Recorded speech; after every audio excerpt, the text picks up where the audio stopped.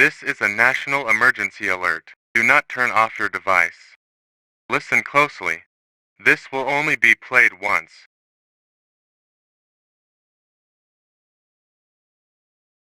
A viral creepypasta named Herobrine has been seen in Spain. Here is the photo. As you can see, there is an entity in the bottom right corner.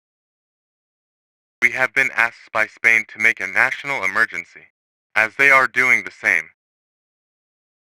The entity has the pale white eyes, and looks hostile as the person who took the photo wasn't seen for 48 hours and was found dead in a dumpster with all limbs ripped off.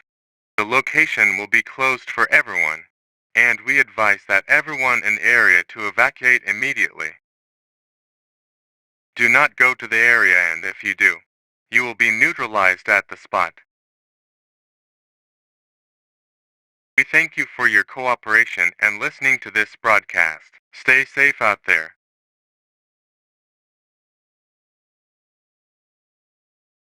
This is a global emergency broadcast UN. Listen closely.